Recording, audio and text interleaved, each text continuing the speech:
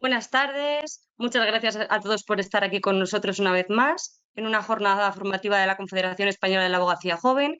Hoy tenemos como ponente a Ángel Méndez Bernal, que es abogado y presidente de la Comisión de Asistencia Jurídica Gratuita del Consejo General de la Abogacía Española y además también es decano del Colegio de Abogados de Cartagena.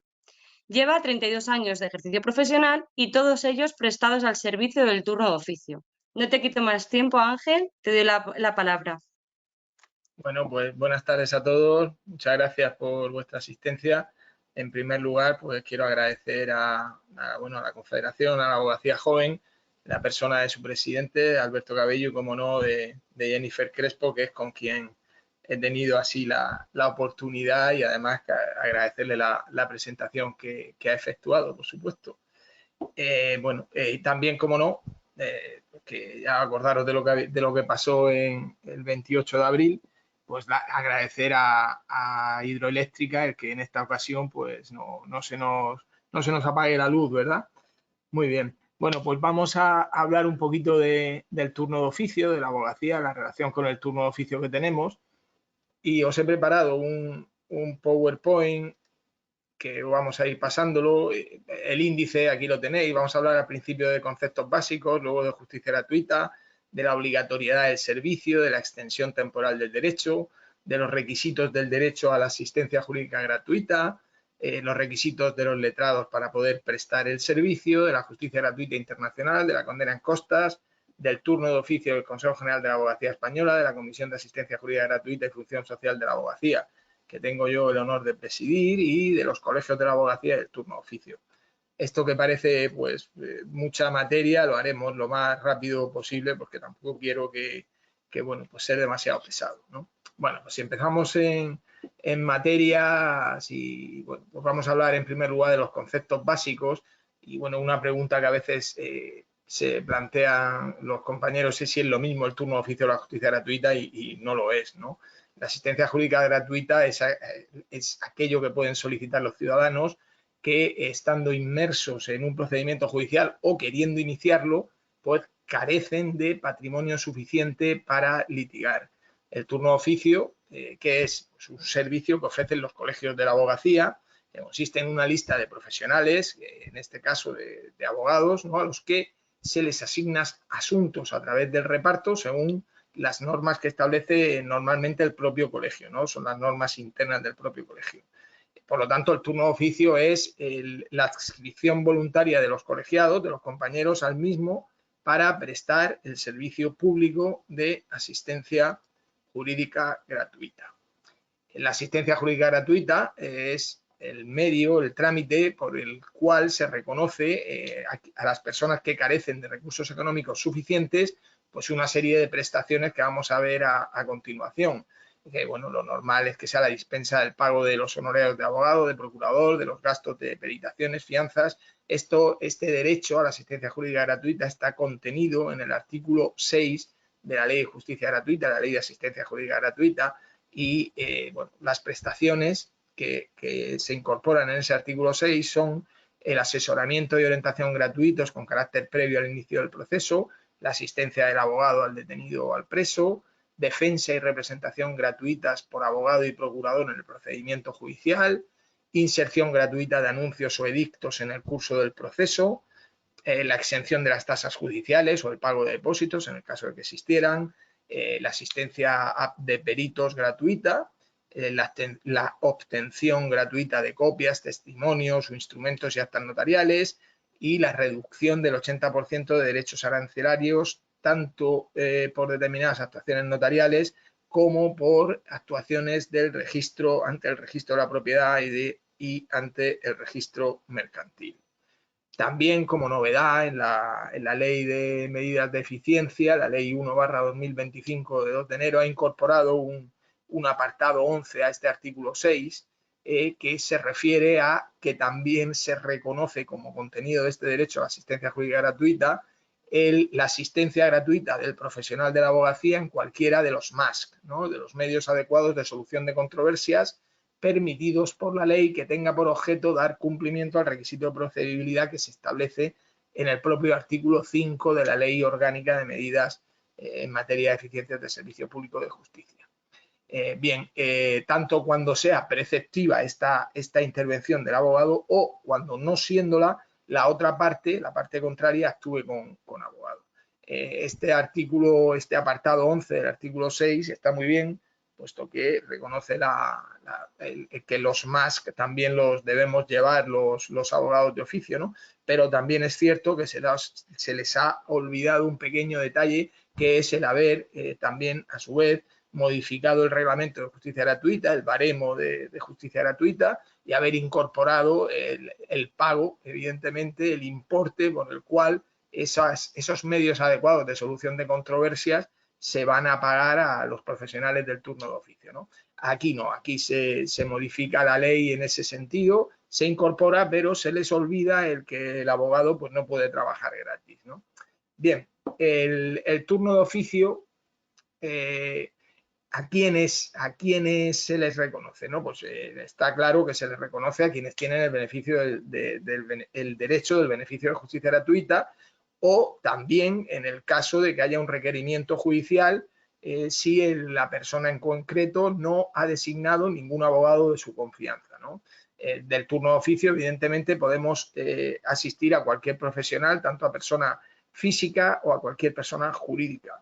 Y, bueno, pues insisto en que se designan normalmente a los beneficiarios de asistencia jurídica gratuita.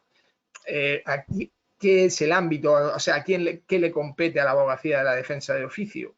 Pues tenemos que prestar asistencia a estas personas, a las personas detenidas o presas, así como la defensa en turno de oficio en cualquiera de los órdenes jurisdiccionales.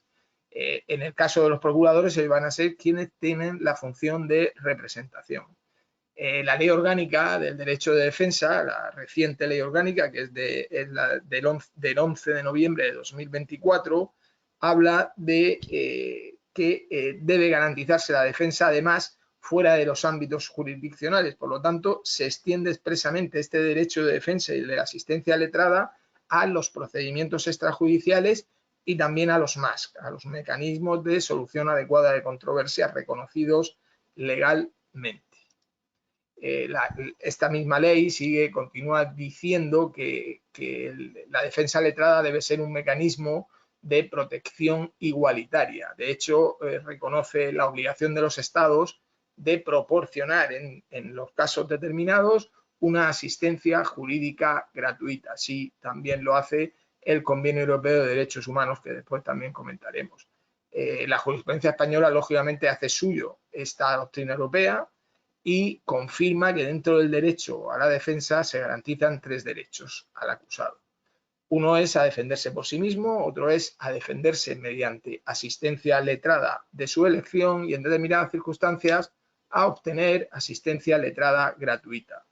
La fórmula de justicia gratuita que tenemos reconocido en nuestro sistema es un modelo de justicia garantista, puesto que no solo se le reconoce el derecho a recibir los beneficios del reconocimiento de esta asistencia por razones económicas a las personas más desfavorecidas económicamente hablando, sino que cada vez se concede más teniendo en cuenta determinadas circunstancias especiales de vulnerabilidad, ¿vale?, en que se puedan encontrar determinadas personas y que hace necesario que el Estado garantice una asistencia letrada a estas personas. Este es el espíritu que subyace en la ley.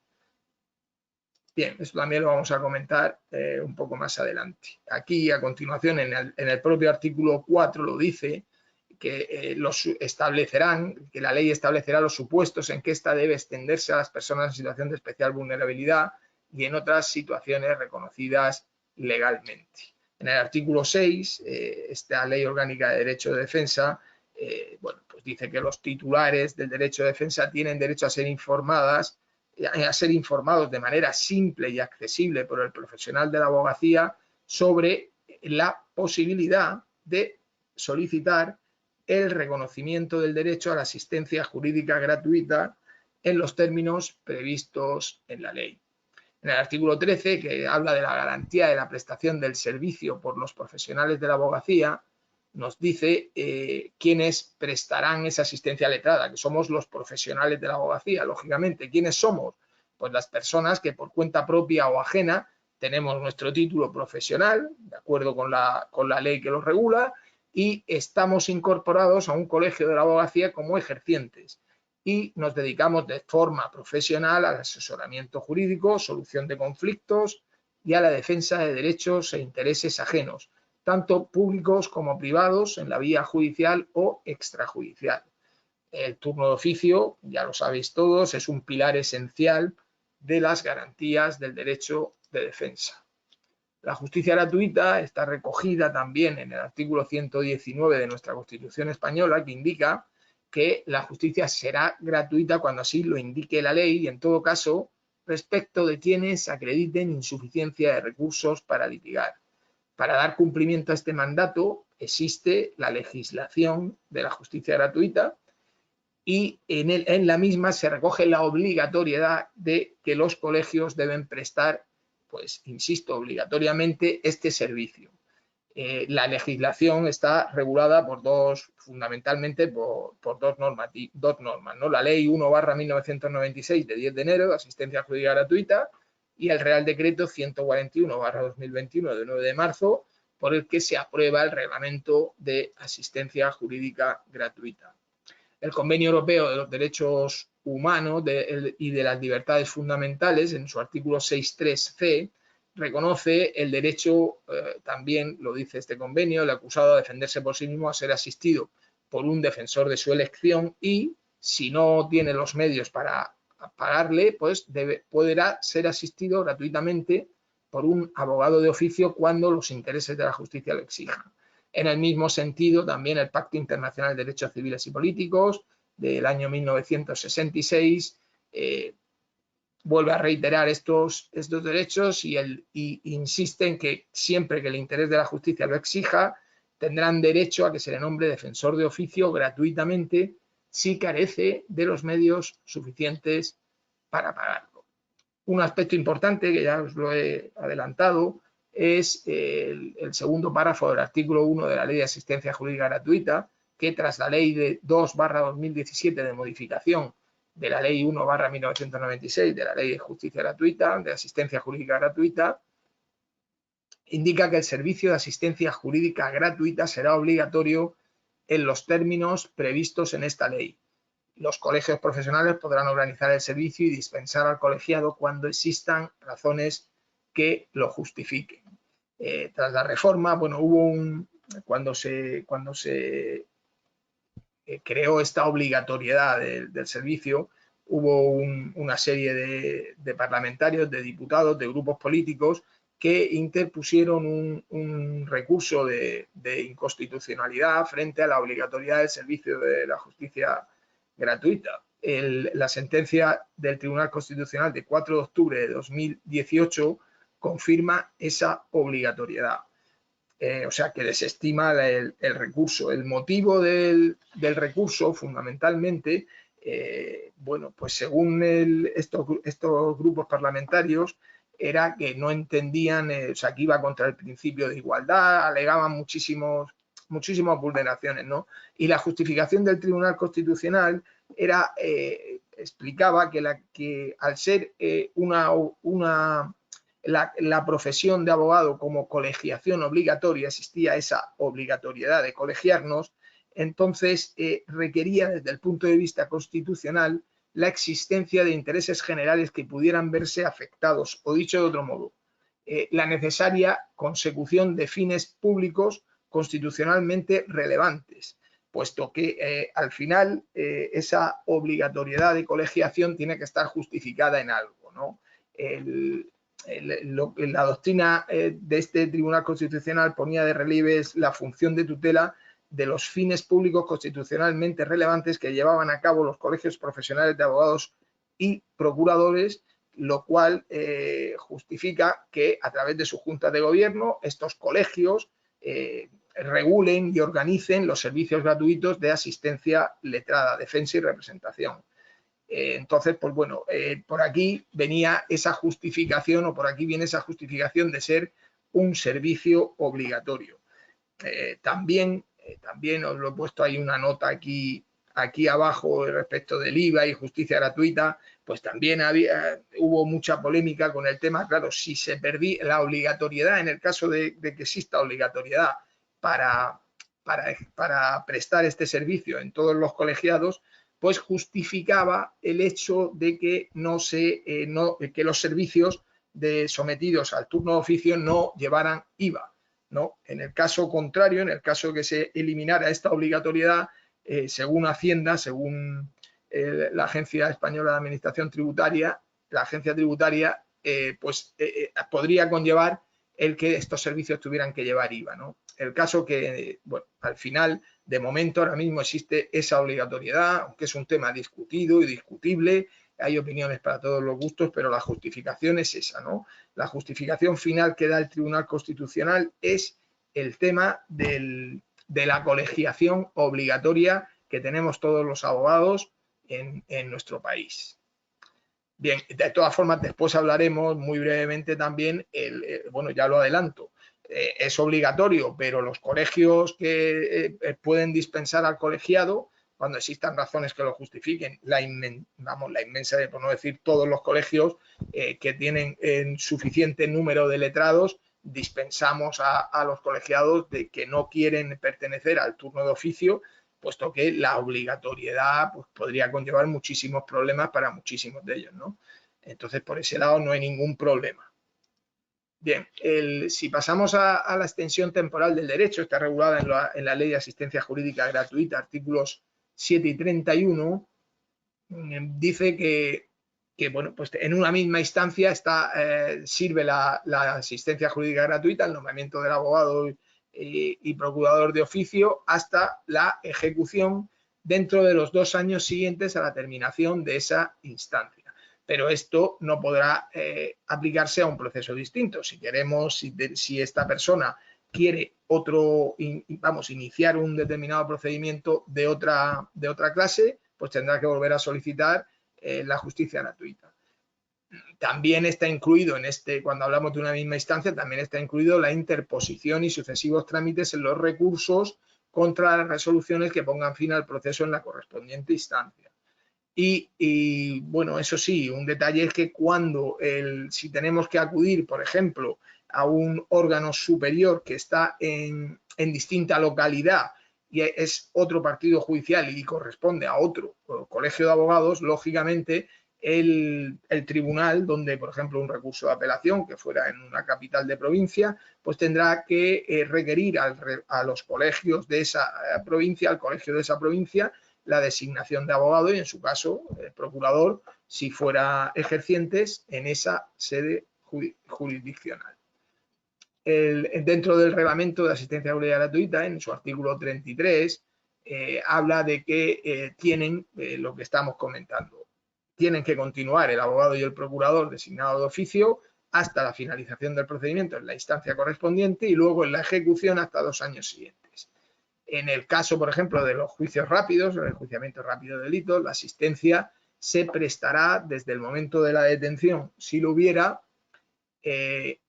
o desde que se requiera dicha asistencia hasta la finalización del procedimiento, incluido, por supuesto, el juicio oral y la ejecución de la sentencia.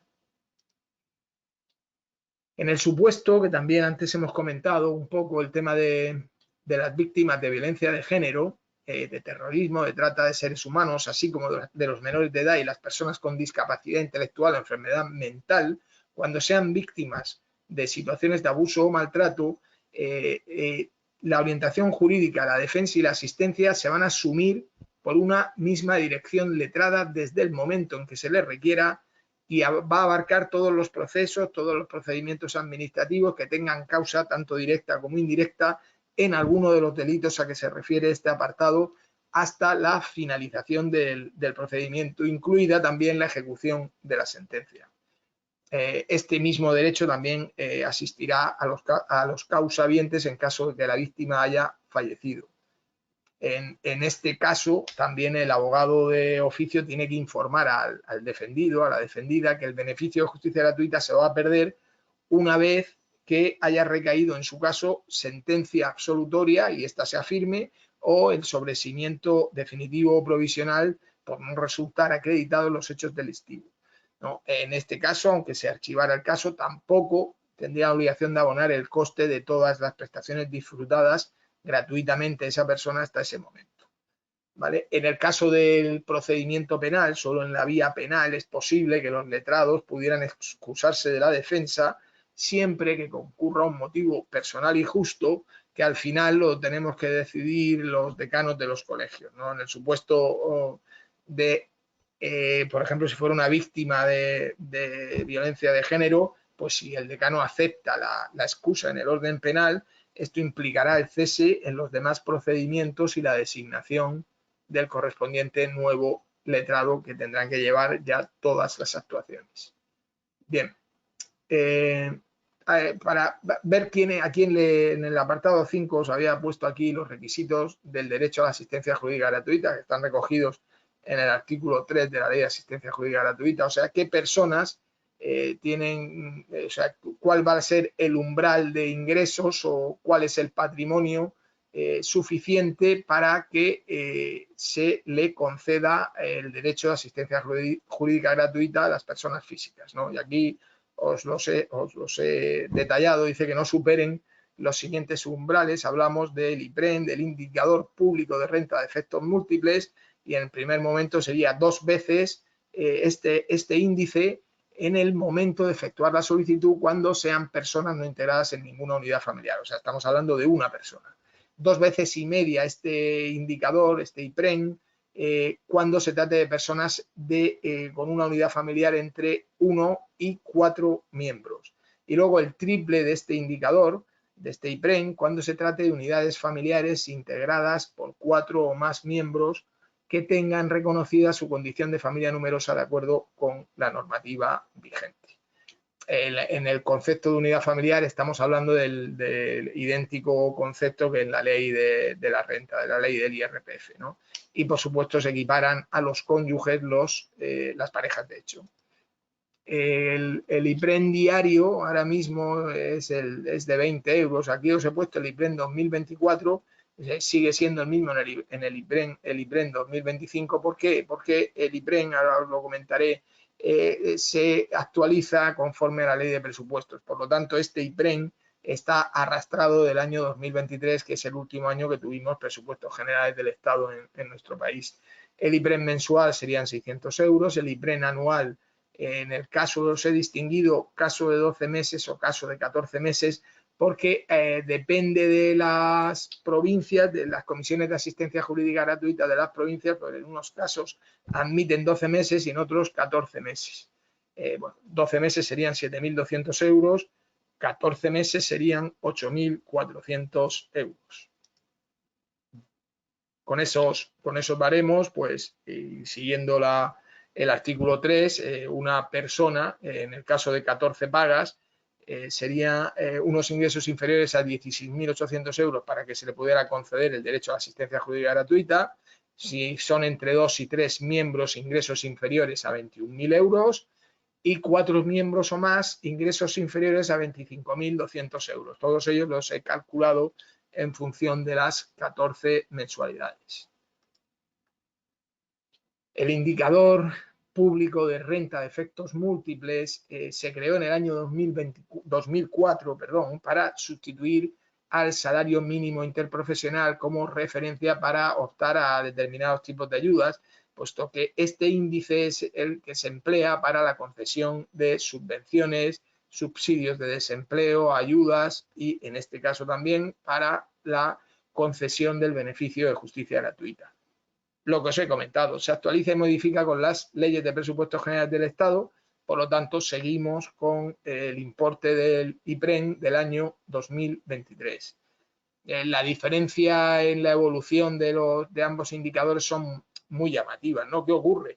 Que el salario mínimo sí se ha ido actualizando y el IPREN no se ha ido actualizando. Por lo tanto, tenemos que el salario mínimo interprofesional ahora mismo asciende a 1.134, bueno, ahora mismo no, en el 2024 ascendía a 1.134 euros y el IPREN pues está estancado ahí en los 600 euros, ¿no? Hay voces críticas diciendo que no se debe utilizar el IPREN y si, por ejemplo, el salario mínimo interprofesional también a efectos del beneficio de justicia gratuita. Bien, ¿quiénes pueden solicitar los beneficios de la justicia gratuita? Pues los españoles, los nacionales de los demás Estados miembros de la Unión Europea y los extranjeros que se encuentren en España cuando acrediten insuficiencia de recursos para litigar. En el ámbito concursal, pues también se reconoce a los deudores, personas físicas o jurídicas en determinados casos que tengan la consideración de microempresa, y en el ámbito concursal también los sindicatos estarán exentos de efectuar depósitos y consignaciones en todas sus actuaciones y bueno, gozarán de este beneficio cuando ejerciten un interés colectivo en defensa de las personas trabajadoras y beneficiarias de la seguridad social. Luego, en los litigios transfronterizos en materia civil y mercantil, las personas físicas contempladas en el capítulo 8 de esta ley en los términos que se reconocen. Esto de los litigios transfronterizos después lo veremos.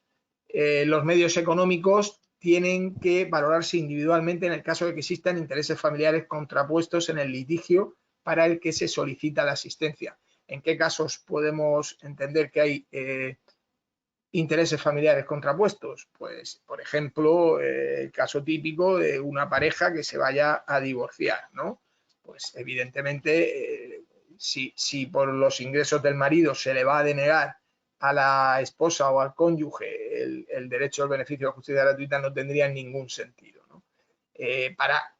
Para comprobar si se tiene derecho o no a este beneficio de justicia gratuita, además de las rentas de los inmuebles, etcétera, que declare el solicitante, también se tienen en cuenta los signos externos que puedan manifestar su real capacidad económica.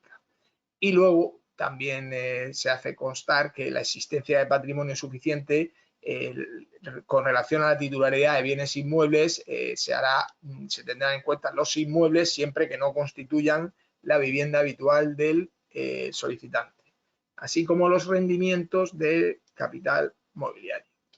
La insuficiencia económica sobrevenida viene regulada en el artículo 8 de la Ley de Asistencia Jurídica Gratuita, y esto lo que quiere decir muy brevemente es que una vez que una persona ya ha presentado la demanda o el demandado ha formulado la contestación, pues ya no se le va a reconocer el derecho de asistencia jurídica gratuita, salvo que las circunstancias y las condiciones necesarias para obtener ese derecho a la justicia gratuita hayan sobrevenido con posterioridad a esa demanda o a esa contestación.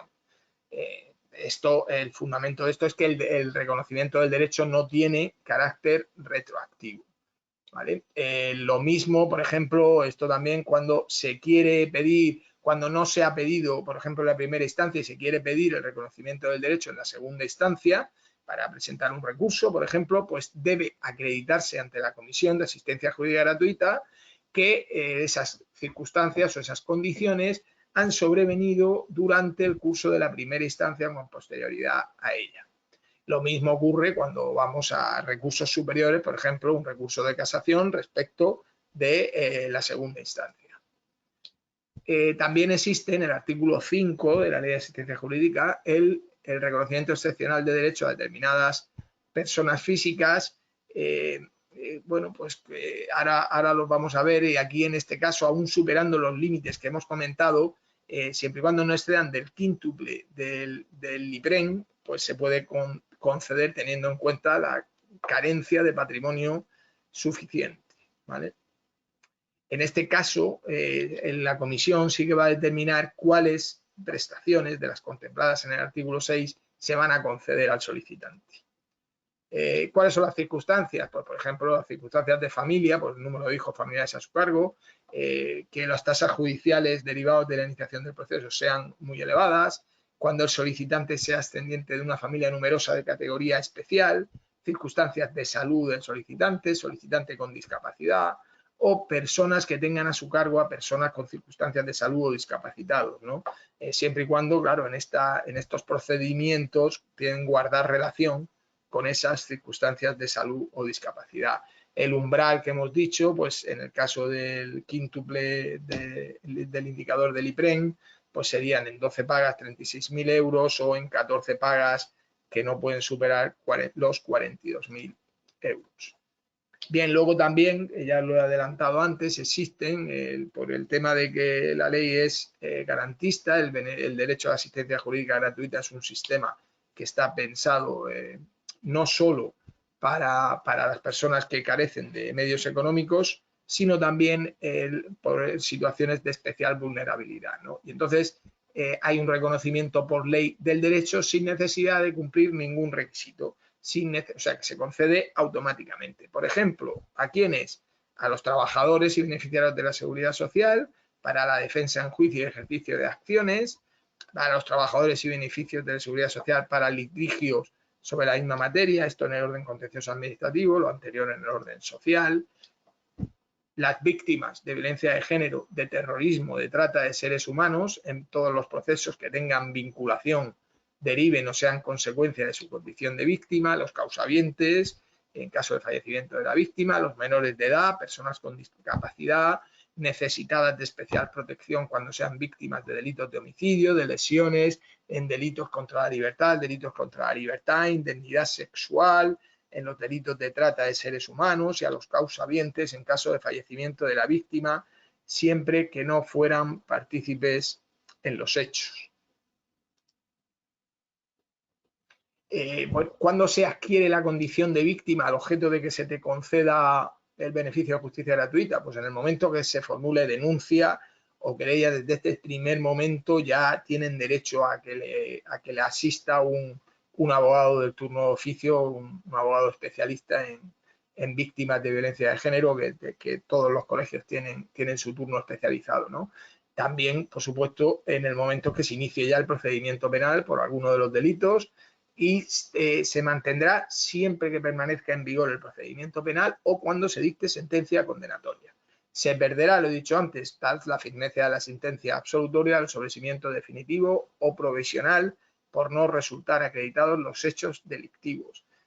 También lo comentaba antes, ya sabéis que una vez que un abogado se une a una víctima, en el sentido de que la asiste desde ese primer momento, por ejemplo, en la denuncia, pues ya sabéis que ese abogado va a seguir siempre con esa víctima, tanto en los procedimientos judiciales como en los procedimientos administrativos, como en cualquier otro ámbito, ¿no? Bien. También las personas que a causa de un accidente hayan tenido secuelas permanentes que les impidan totalmente la realización de las tareas de su ocupación o profesión habitual y necesiten la ayuda de otras personas para realizar las actividades más esenciales de la vida diaria, cuando este litigio sea precisamente para la reclamación de indemnización por los daños personales y morales sufridos. También se les concederá automáticamente, sin necesidad de requisitos económicos, a las asociaciones que defiendan los derechos de las víctimas del terrorismo. Con relación a las personas jurídicas, pues lo he comentado antes también, la ley orgánica, la ley del derecho de defensa, de 11 de noviembre de 2024, modifica el artículo 2G de manera que dentro del ámbito concursal ya se reconoce el derecho a la asistencia jurídica gratuita para los trámites del procedimiento especial a las personas, a los deudores, tanto personas físicas como jurídicas, que tengan la consideración de microempresas. Luego los sindicatos, lo dije antes también, y luego una modificación de la ley orgánica 11, de la ley orgánica de derecho de defensa, es que en el orden penal las personas jurídicas, por primera vez, esto lo incorpora esta ley orgánica de derecho de defensa, pues se reconoce el derecho a la asistencia jurídica gratuita a estas personas jurídicas cuando la sociedad haya sido declarada en situación de insolvencia actual o inminente, se encuentre en concurso de acreedores o no conste actividad económica en el último ejercicio. Cuando en este último caso la sociedad se halle disuelta o en trámite de disolución por las causas y el procedimiento legalmente previsto para ello. Esto es una novedad, por cuanto hasta ahora, cuando se nos requería por parte de un juzgado la designación para nombrar a un abogado de oficio para una persona jurídica, bueno, pues teníamos que hacerlo, los colegios de abogados estábamos obligados, porque es un requerimiento judicial, a nombrarlo, pero no existía amparo legal al respecto y por lo tanto no se nos abonaba esa asistencia o ese procedimiento judicial, ¿no? Ahora, también en la Ley Orgánica de Derecho de Defensa han tenido el detalle de, en una disposición transitoria, prever cómo se va a compensar esa asistencia jurídica a estas personas jurídicas, ¿no? Y entonces se hace constar en esta disposición transitoria que se van a aplicar los módulos y bases de compensación económicas correspondientes a la jurisdicción penal en función del procedimiento de que se trate. Por lo tanto, a partir de ahora, desde esta ley orgánica de derecho de defensa, ya nos pagan las asistencias jurídicas a las personas jurídicas, valga la redundancia. Bien, al margen de lo anterior, también hay algunas asociaciones de utilidad pública, las fundaciones inscritas en el registro público correspondiente, que si carecen de patrimonio suficiente, cuando sea inferior el resultado de la entidad al triple del IPREN, que serían 21.600 euros en el año 2024, contando las 12 pagas, o 25.200 contando los 14 meses. En este caso también se les concedería. Y luego también hay una serie de personas jurídicas que tienen el derecho reconocido por ley sin tener que justificar la situación económica, como son la Cruz Roja Española, asociaciones de consumidores y usuarios en unos determinados términos, las asociaciones de utilidad pública para la defensa de derechos de las personas con discapacidad y las entidades gestoras y servicios comunes de la seguridad social en todo caso. Bien, en el apartado 6 hablamos muy brevemente de cuáles son los requisitos de los abogados, de los letrados, para poder acceder a formar parte de este turno de oficio, ¿no? Bien, nos dice el artículo 23 de la Ley de Asistencia Jurídica Gratuita que los profesionales que presten el servicio obligatorio de justicia gratuita a los que se refiere esta ley han de desarrollar su actividad con libertad e independencia de criterios, con sujeción a las normas deontológicas y a las normas que disciplinan el funcionamiento de los servicios colegiales de justicia gratuita. Los requisitos generales están regulados en el Reglamento de Asistencia Jurídica Gratuita, en su artículo 32, y en primer lugar pues tenemos que tener el despacho, el único principal en el ámbito del colegio responsable del servicio, y estar inscrito en este colegio, ¿no? Si hubiera demarcaciones territoriales, pues tener despacho en la demarcación territorial correspondiente, salvo que la Junta dispense de ello, ¿no? Bien, también 3 años de ejercicio efectivo de la profesión, hay que acreditarlos. Luego, haber superado los cursos o pruebas de acceso a los servicios establecidos por la Junta de Gobierno de los colegios de abogados, aunque se prevé que la Junta de Gobierno puede dispensar con determinados motivos el cumplimiento de este requisito, si en el caso de que tuviera experiencia o otras circunstancias que acreditasen la capacidad. Los profesionales de la abogacía, evidentemente, también hace poco salió esta normativa, que presten servicio de asistencia jurídica gratuita a las víctimas de violencia de género, no pueden tener antecedentes penales por atentar contra la vida, la integridad física, la libertad, indemnidad sexual o la intimidad en el ámbito de violencia sobre la mujer, salvo que los mismos se encuentren cancelados. Lo mismo sucede con las víctimas de delitos de terrorismo y de trata a seres humanos. Los letrados no pueden tener antecedentes penales por delitos cometidos al respecto, ¿no? Bien, todos estos requisitos son de obligado cumplimiento para los colegios de abogados, sin perjuicio también de otros requisitos complementarios que puedan haber establecido las comunidades autónomas que tienen transferidas las competencias en materia de asistencia jurídica gratuita. Bien, la justicia gratuita internacional en el apartado 7, pues bueno, aquí os lo voy a dejar. En principio, bueno, pues voy a pasar un poquito más rápido esto. Los litigios transfronterizos ya sabéis que son cuando una parte, la parte que solicita la asistencia jurídica gratuita, reside habitualmente o está domiciliada en un Estado miembro de la Unión Europea, distinto de aquel donde se halle el juzgado o el tribunal que va a ser competente para conocer este procedimiento, donde deba ejecutarse la resolución. ¿Vale? El momento en que se va a tener en cuenta para determinar si existe ese litigio transfronterizo será el de presentación de la solicitud. Hay dos posibilidades, o el reconocimiento del derecho en España o fuera de España, ¿no? Aquí lo tenéis, bueno, estamos hablando de litigios en materia civil o mercantil, son ciudadanos de la Unión Europea o nacionales de terceros países que residan legalmente en uno de los Estados miembros. Estamos hablando de personas físicas. Materia civil o mercantil, contratos de trabajo, ejecución de sentencias y de documentos públicos con fuerza ejecutiva. Los requisitos, bueno, pues aquí os los dejo. El contenido material de derecho, pues bueno, ya sabéis que son van a tener los mismos derechos del artículo 6 que vimos al principio, más los intérpretes, el intérprete, la traducción de documentos, los gastos de desplazamiento en su caso, el abogado y el procurador, lógicamente, etcétera. Aquí os he puesto también luego la otra posibilidad es el reconocimiento del derecho en otro Estado miembro, serían las personas que tengan su residencia habitual en España, su domicilio en España, y que piden la asistencia jurídica gratuita en otro Estado miembro de la UE.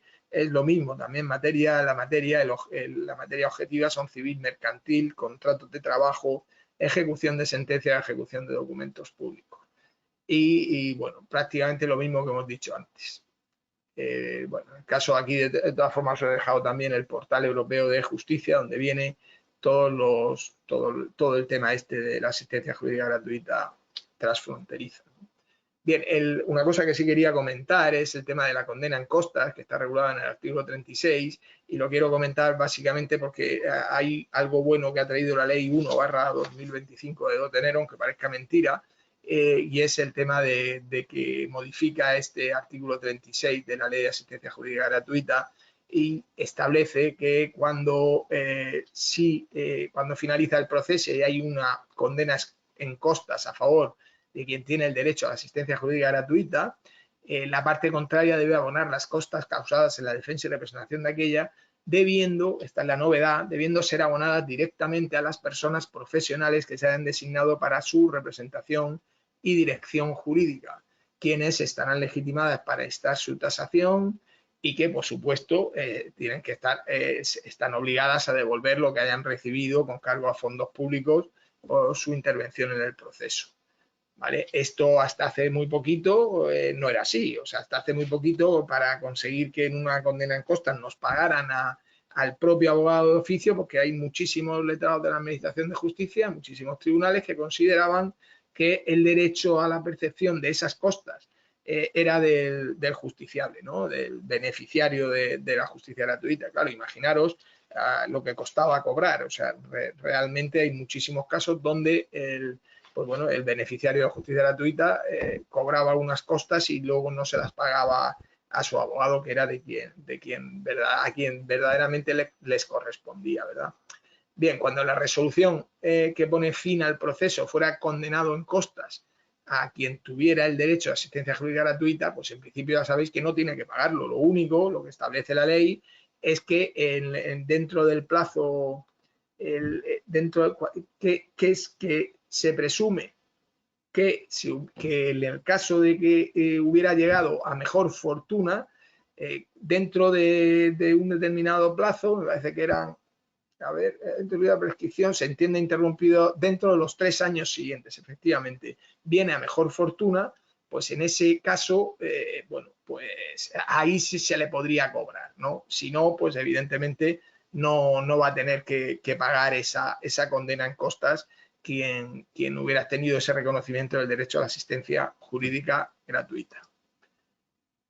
Bien, y ya voy terminando brevemente. Dentro del Consejo General de la Abogacía Española, en el Estatuto General de la Abogacía Española, en el artículo 30, se establece que, bueno, somos nosotros, los profesionales de la abogacía, quien debe prestar los servicios obligatorios de asistencia letrada y de defensa gratuitas. En el artículo 31.1, bueno, pues insisten en que tenemos que realizar nuestro trabajo con la libertad, independencia, diligencias profesionales y conforme a las normas deontológicas que rigen nuestra profesión, como no puede ser de otra manera.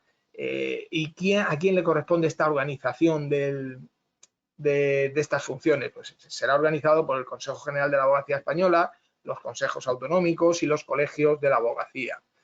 Procediendo estos últimos, en realidad son los colegios quienes designan al profesional de la abogacía, al control de su desempeño, a establecer las normas, los requisitos que haya de atenerse a la prestación de los servicios correspondientes y a la exigencia de las responsabilidades en su caso se hubiera que delimitar algún tipo de responsabilidad deontológica, todo ello conforme a la legislación vigente.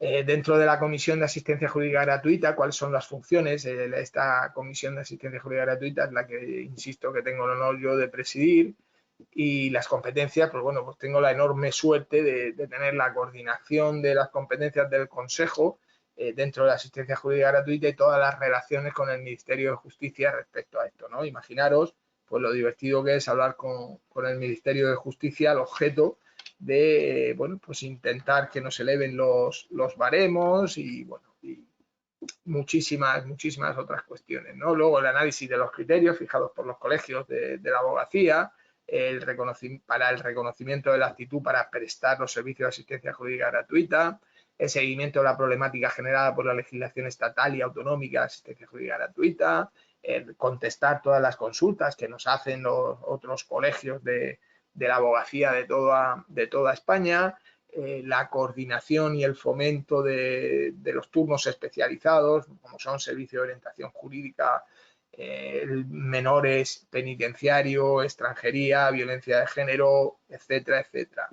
Y bueno, y cualquier otra cuestión que se nos suscita en relación con la asistencia jurídica gratuita. También dentro de la comisión, pues depende de la Comisión de Asistencia Jurídica Gratuita, diferentes subcomisiones, ¿no? Las nombro muy brevemente, por ejemplo, la subcomisión de Derecho Penitenciario, todas las cuestiones relacionadas con esta materia, con el derecho penitenciario.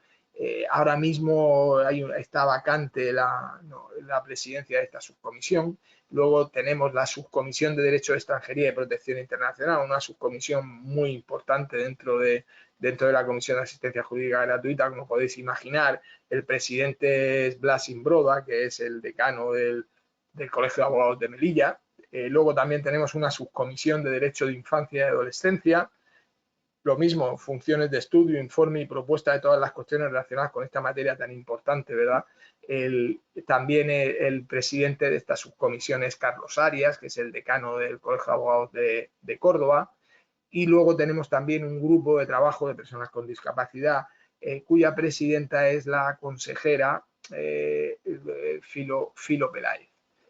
Bueno, y luego por último también tenemos el grupo de trabajo de turno de oficio territorio-ministerio, el denominado territorio común, ¿verdad? Que son Castilla-La Mancha, Castilla-León, Ceuta, Extremadura, Islas Baleares, Melilla, región de Murcia y determinados órganos centrales como son la Audiencia Nacional, el Tribunal Supremo y el Tribunal Constitucional.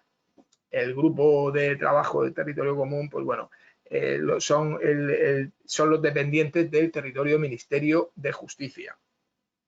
A nosotros, Cartagena está dentro del territorio ministerio, pues bueno, es el tema de todos dependemos del Ministerio de Justicia a efectos de incremento de baremos, a efectos de todo. Hay otros, el resto de comunidades autónomas, el resto de España tienen las competencias de justicia transferidas. Y por lo tanto, pues tienen otros baremos, tienen otras ventajas y bueno, más ventajas que inconvenientes de momento parece. Bien, luego los colegios de la abogacía, pues los colegios de la abogacía ya lo he dicho, lo he comentado antes, el servicio en principio, aunque sea obligatorio, se organiza el servicio con voluntarios. La verdad es que afortunadamente y de momento, pues no faltan pues, abogados que quieran prestar su servicio al turno de oficio. Los fines están regulados en el artículo 67 del Estatuto, pues la contribución a la garantía del derecho constitucional de defensa y acceso a la justicia mediante la organización y prestación de la defensa de oficio. Es un fin esencial de todos los colegios de la abogacía y las funciones pues son organizar y gestionar en su ámbito territorial los servicios de asistencia jurídica gratuita y también la orientación jurídica en beneficio, lógicamente, de los sectores más desfavorecidos o necesitados de protección. Bien, y con esto, pues creo que he cumplido más o menos el tiempo. Aquí dejo un par de preguntas en el aire. Nos planteamos si cree la abogacía joven en el turno de oficio. Y si hay motivos para que la abogacía joven crea en el turno de oficio, pues bueno, en principio yo creo que cada vez menos la abogacía joven cree en el turno de oficio y bueno, la verdad es que es un poco bastante triste, ¿no? Y si hay motivos para que la abogacía joven crea en el turno de oficio, pues ahora mismo no hay muchos, pero vamos, yo estoy convencido bueno, que siguen existiendo muchísimas cosas o muchísimas cuestiones que deben llamar a la abogacía joven al turno de oficio, ¿no? Desde luego el turno de oficio sigue siendo una primera oportunidad, una oportunidad real de adquirir experiencia práctica con clientes desde el principio de la carrera de estos abogados que empezáis, ¿no? Y también es una manera muy importante de ejercer un servicio público garantizando el derecho fundamental a la defensa, ¿no? Y prestar, insisto, una gran labor social, ¿no? Es cierto el tema de las retribuciones, es cierto los retrasos en los pagos, incluso la falta de reconocimiento.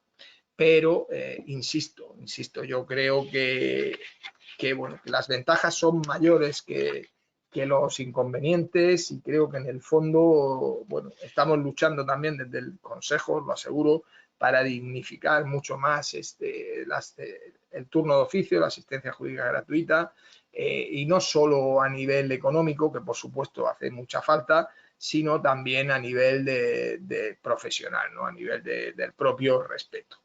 ¿Vale?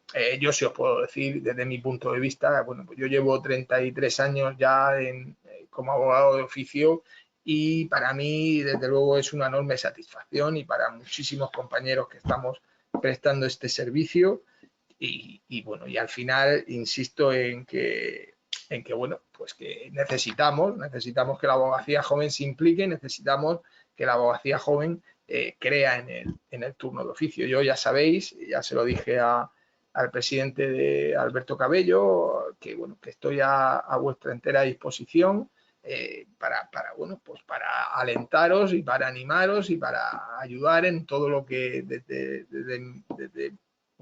mi cargo como presidente y desde el Consejo General de la Abogacía Española, pues eso, me pongo a vuestra disposición totalmente. Y ahora mismo, pues también supongo que Jennifer estará al tanto por si ha habido alguna pregunta o si queréis plantearme alguna cuestión.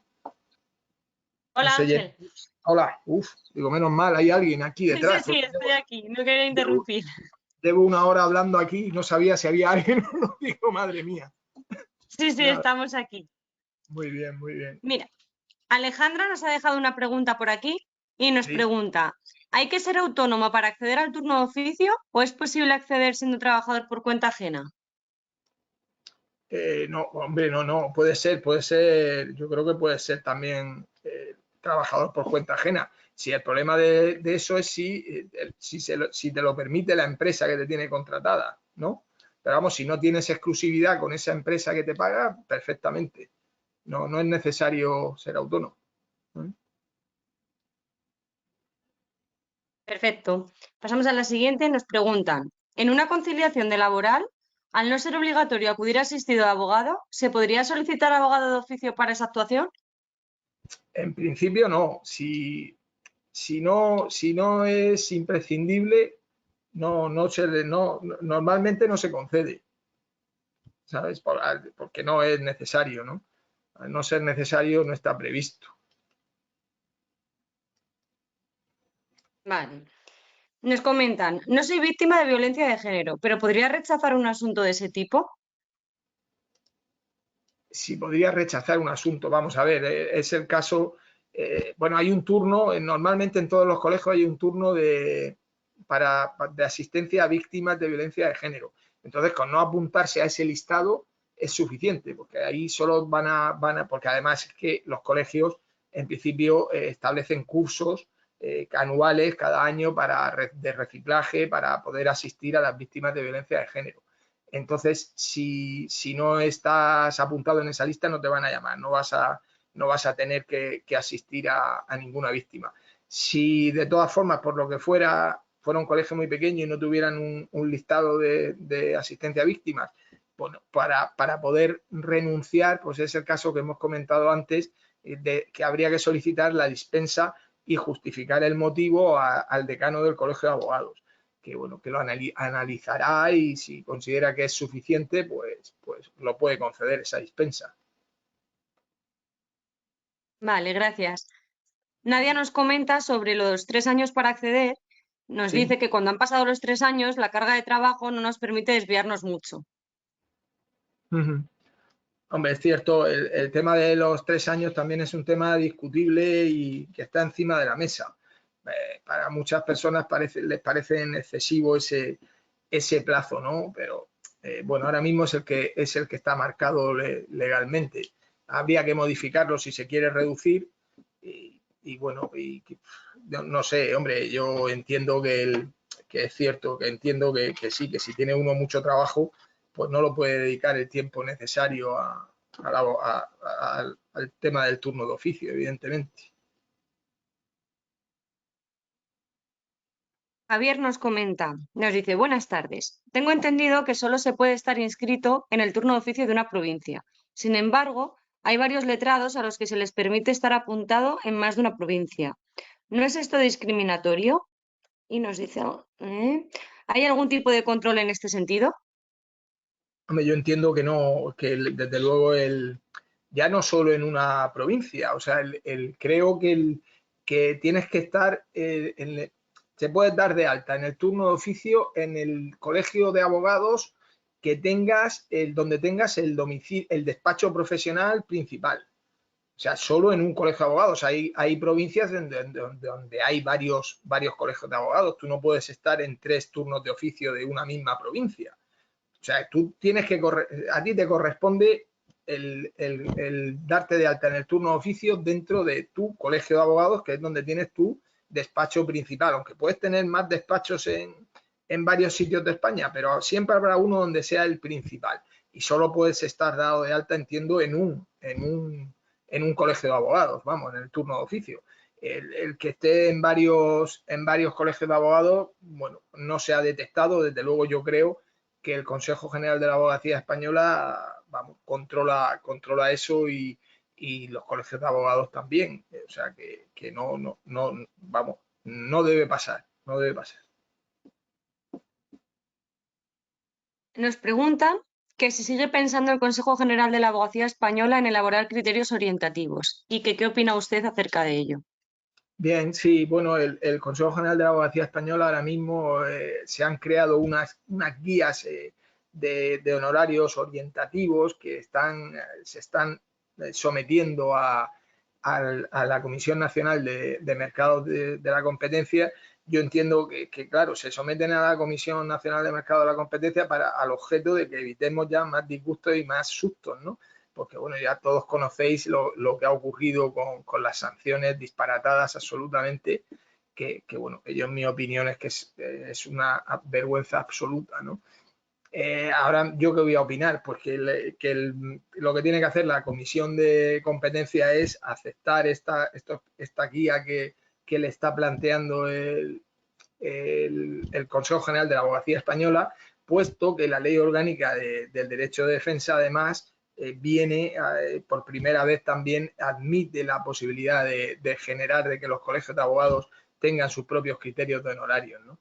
Entonces, desde luego, yo estoy por la labor de que eso, que sea una cosa coordinada y que bueno, y que se acaben ya las sanciones, evidentemente, y que los colegios de abogados podamos asumir esa guía, esos criterios de honorarios orientativos y que todos nos movamos en un terreno de juego donde sepamos las reglas, porque es que si no, esto es que es un disparate absoluto, ¿no? O sea, lo que tú no puedes es tener la obligación de hacer informes de honorarios conforme a la ley de enjuiciamiento civil que nos están requiriendo los juzgados y tener que estar haciéndolos ahora mismo, pues diciendo que en base al trabajo realizado, pues nos parece, sí, que nos parece justo el importe que ha cobrado o que nos parece excesivo, y parece que al final aquí es totalmente aleatorio, totalmente, pues eso, que cada colegio hace lo que se le ocurre o cada comisión de honorarios de cada colegio pues hace lo que buenamente puede y siempre pensando en que la comisión de la competencia no nos pueda sancionar, ¿no? Que esa es la situación actual que tenemos. Entonces, pues desde luego sí, yo creo que hace falta unos criterios orientadores aprobados por la Comisión de la Competencia y que se acabe la situación de inseguridad jurídica absoluta que tenemos los colegios. Muchas gracias. Nada. Fátima nos dice que qué medidas se están tomando desde el colegio para mejorar las condiciones de los abogados del turno.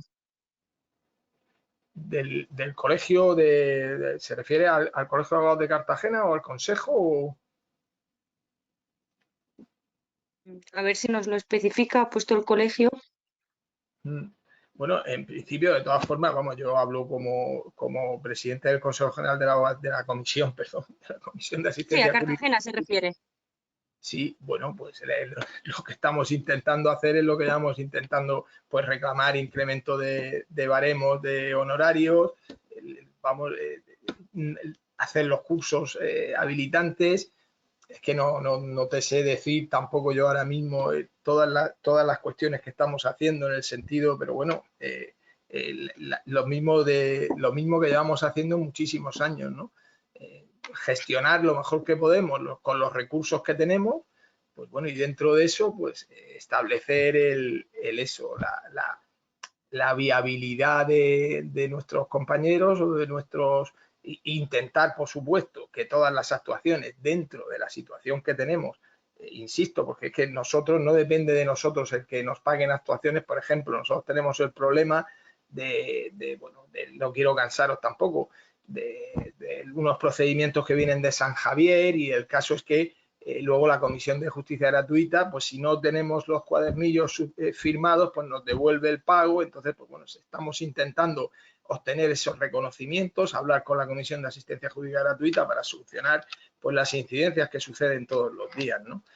Entonces, de todas formas, Fátima, cualquier cosa, pues lo hablamos, o sea, ya sabes que estoy a tu disposición, lo comentamos, pero bueno, en principio lo que hace la Junta de Gobierno es intentar que los abogados del turno de oficio adscritos al Colegio de Abogados de Cartagena pues tengan las mejores condiciones posibles, ¿no? Pues muchísimas gracias, Ángel. Más preguntas no hay. Sí que hay algunos mensajes dando las gracias por la ponencia. Dicen que es muy interesante, pero Nada, preguntas no ha entrado ninguna más.